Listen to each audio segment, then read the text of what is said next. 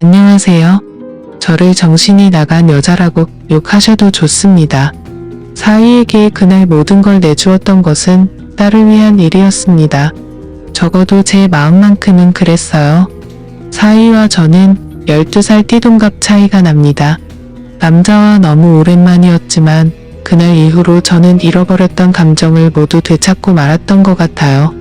그날 있었던 일과 그렇게 될 수밖에 없었던 일을 전부 말해보겠습니다. 저는 시골에서 혼자 살고 있는 중년의 여자입니다. 딸을 낳고 얼마 지나지 않아 남편은 바람이 나서 저와 제 딸을 버리고 집을 나갔습니다. 살 길이 막막했지만 안 해본 일이 없을 정도로 고생을 하며 열심히 혼자서 딸을 키웠습니다. 마을 농사일을 도우며 마트에서도 일하고 이것저것 열심히 해서 돈을 벌어 생계를 유지했습니다. 저는 어린 나이에 일찍 결혼을 해서 딸을 낳았고 사위는 제 딸과 나이 차이가 좀 있습니다. 저희 딸은 고등학교를 졸업하고 취직을 하지는 않고 술집에서 파트타임 알바를 했습니다. 그러던 중 사위를 만나게 되었다고 말했는데 사위는 술집을 3개나 운영하고 있는 사람이라고 자신을 소개했죠. 차도 고급 외제차를 타고 다니는 사람인데 다수성가를 했다고 합니다. 산전수전 모두 다 겪어본 사람이라고 말이죠. 처음 시작한 술집은 금방 망해버렸고 고생을 많이 했다고 합니다. 다시 자금을 마련해 또 다시 도전하기를 여러 번 했다더라고요. 결국 현재는 장사가 잘 되는 술집을 3개나 가지고 있는 사위입니다. 그리고 장사가 썩 잘 되지는 않지만 직원들 월급은 충분히 줄 수 있는 정도의 술집을 운영하고 있는 사람이었죠. 사위는 고생을 하며 바쁘게 사업을 하다 보니 30대 중반까지 결혼을 못하고 혼자 살고 있었습니다. 그러던 중 사위가 운영하는 술집 중 한 곳에서 제 딸이 일을 하게 되었다네요. 사위는 처음에는 저희 딸에게 관심이 별로 없었다고 합니다. 30이 넘은 나이에 20대 초반인 저희 딸 아이한테 관심이 가지는 않았다더군요. 그러다가 일을 마친 저희 딸을 집에 데려다 준 적이 있었는데 저희 딸이 자취하는 집 근처에 있는 술집에서 두른 술을 한잔 하게 되었고 그곳에서 두른 눈이 맞아버렸다고 했습니다. 그날 이후로 사위와 딸은 동거를 시작하게 되었고 저희 딸은 돈을 아낄 줄 모르는 아이였기 때문에 그때 당시 빚이 많았다는데 그 빚을 사위가 다 갚아주었다고 하더군요. 제 입장에서도 참 고마운 사람이었습니다. 사위는 그 일에 대해서 덤덤하게 말하더군요. 본인에게는 그 돈이 큰 돈이 아니었다고 말이죠.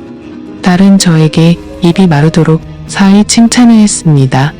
저도 마찬가지로 사위에게 늘 고맙다고 말했어요. 저는 사위에게 고마운 마음이 늘 똑같았는데 제 딸의 고마운 마음은 잠시뿐이었습니다. 사위와 함께 살면서 가정주부로 있던 딸은 낮에도 밤에도 밖으로 나돌았다고 하네요. 그러던 중 제 딸과 어떤 남자가 팔짱을 끼고 지나가는 것을 사위가 목격하게 되었고 사위는 딸의 이름을 크게 불렀는데 딸은 그 남자와 도망을 쳐버렸다고 합니다. 그 후로 사위가 전화를 걸어도 딸은 전화를 받지 않다가 며칠이 지난 뒤에야 집으로 돌아왔다고 하더라고요. 딸은 사위에게 오해하지 말라고 적반하장으로 오히려 화를 내고 나서는 집을 뛰쳐나가 버렸다고 합니다. 지금에서야 알게 되었지만 사위는 그때 결혼을 포기했다고 합니다. 사실 사위의 주변에는 여자들이 항상 많았습니다. 사위의 고급차를 보고 접근하는 여자들이 엄청 많았다고 하더라고요. 하지만 사위는 한눈을 팔지 않았고 저희 딸을 진심으로 사랑했기에 제 딸이 집을 나가고 나서 너무나도 힘들었대요. 사위는 저에게 예의를 다하기 위해 저를 찾아왔습니다. 딸과 있었던 일을 제게 모두 말하고 사위는 딸과의 관계를 정리할 것이라고 말하더군요. 제가 살고 있는 허름한 시골집을 다시 지어주겠다고 약속했던 사위였습니다.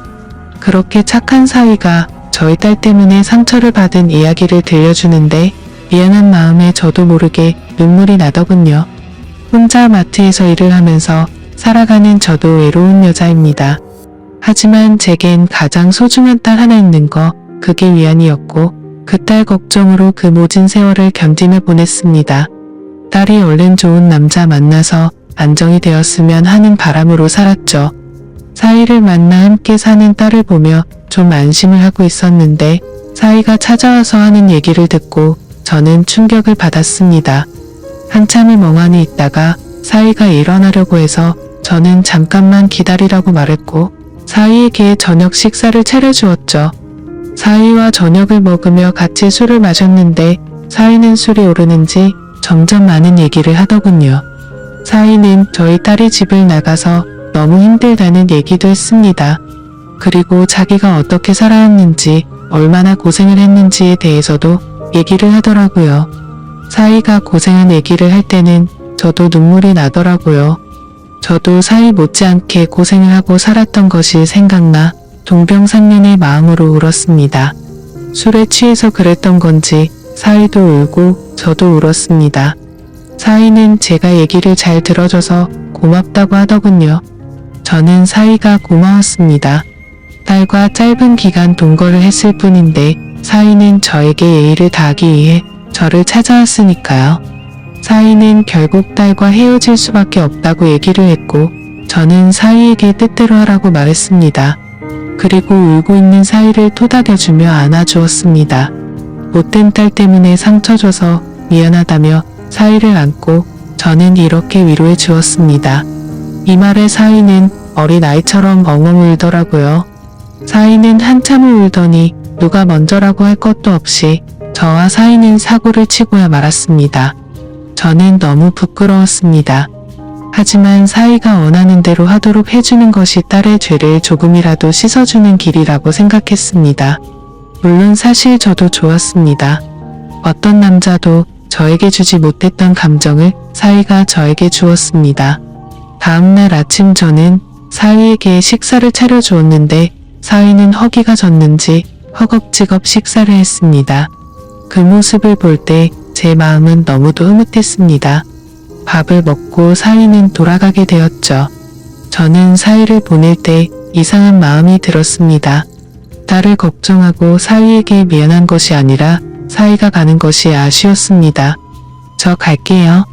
이렇게 말하는 사이에게 저도 모르게 언제 또 올 건지 이렇게 물어봤고 저도 모르게 나온 이 말에 깜짝 놀랐습니다.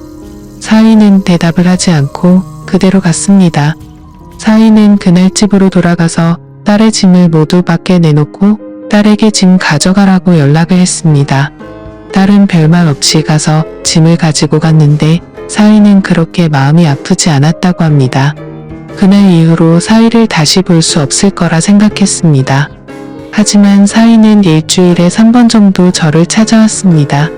사이가 올 때마다 저는 너무 반가웠고 행복한 시간을 보내게 되었죠.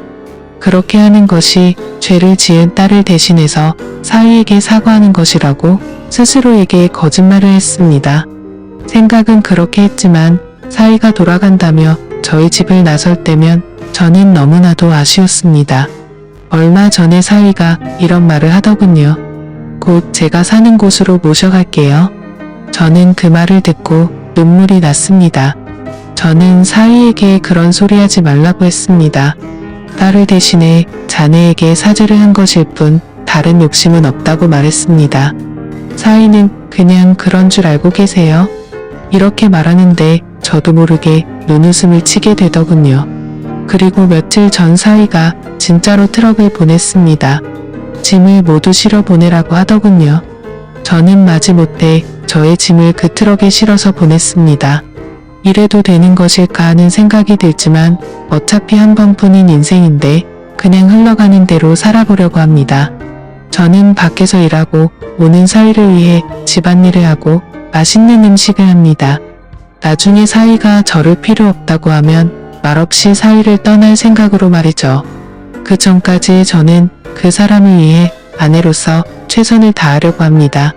저를 정신 나간 여자라고 욕하셔도 좋습니다. 하지만 저도 정말 힘들고 외롭게 살았기에 지금 이 상황이 너무나도 꿈만 같고 가급적이면 이 꿈이 빨리 깨지지 않았으면 하는 바람만 가득합니다.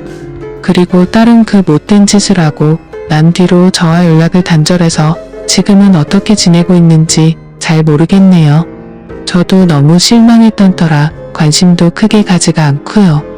여러분들은 이 상황을 어떻게 보시나요? 지금까지 제 사연을 들어주셔서 감사드립니다. 모두 한 번뿐인 인생인데 남들 눈치 보지 마시고 행복하게 사시길